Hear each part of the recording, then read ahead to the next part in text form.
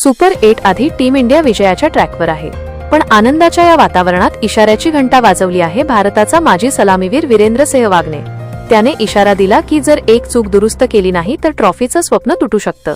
भारतीय संघ T20 world cup 2026च्या super 8 फेरीत पोहोचला आहे। ग्रुप स्टेजमध्ये सलग 4 सामने जिंकत सूर्यकुमार यादवच्या नेतृत्वाखालील संघाने दमदार कामगिरी केली। आता पुढचं आव्हान आहे दक्षिण आफ्रिका, झिम्बाब्वे आणि वेस्ट इंडिज संघाविरुद्ध।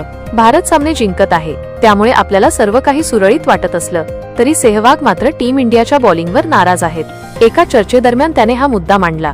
सेहवाग म्हणाला की भारताला आतापर्यंत फार मोठं आव्हान मिळालेलं नाही। पहिला सामना थोडा कठीण गेला, पण त्यानंतर संघ सहज जिंकत गेला। खरी परीक्षा सुपर 8 मध्ये सुरू होईल। एका सामन्यात आपण 193 धावा केल्या, पण 176 धावा दिल्या आहेत। ही बाब चिंताजनक आहे। मजबूत फलंदाजी असलेल्या संघासमोर हे बॉलिंग युनिट कसं खेळणार आहे, हा खरा प्रश्न आहे, असं सेहवागने ठामपणे सांगितलं। उसकी चिंता केवळ धावांपुरती नाही, निर्णायक क्षणी कोणाच्या हातात चेंडू असेल हा मुद्दाही महत्त्वाचा आहे। याच चर्चेत अनुभवी वेगवान गोलंदाज मोहित शर्मानेही भारताच्या बॉलिंग कॉम्बिनेशनवर बोट ठेवलं। सुपर 8 मध्ये संघ नेमक्या कोणत्या प्लॅनने मैदानात उतरेल हे अजून स्पष्ट नाही, असं तो म्हणाला। डेथ ओव्हर्समध्ये अनिश्चितता दिसून येत आहे।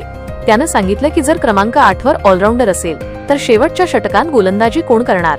तुलनेने कमकुवत संघही डेथ ओव्हर्समध्ये धावा करत असतील तर मोठ्या सामन्यांत अडचणी वाढू शकतात। मात्र अर्शदीप सिंग मैदानात असेल तर संघाला थोडी लवचिकता मिळू शकते, कारण तो जसप्रीत बुमराह सोबत शेवटचे षटके सांभाळू शकतो। दरम्यान सुपर 8 चे वेळापत्रकही निश्चित झालं आहे। भारत 22 फेब्रुवारीला अहमदाबादमध्ये साऊथ आफ्रिकेविरुद्ध खेळणार आहे। त्यानंतर 26 फेब्रुवारीला चेन्नईत झिम्बाब्वेशी सामना होईल। सुपर 8 मधील शेवटचा सामना 1 मार्चला कोलकात्यात वेस्ट इंडिज विरुद्ध खेळला जाणार आहे। सलग विजयामुळे आत्मविश्वास नक्कीच उंचावला आहे, पण सेहवागचा इशारा दुर्लक्षित करता येणार नाही। सुपर 8 मध्ये प्रत्येक ओव्हर निर्णायक असेल।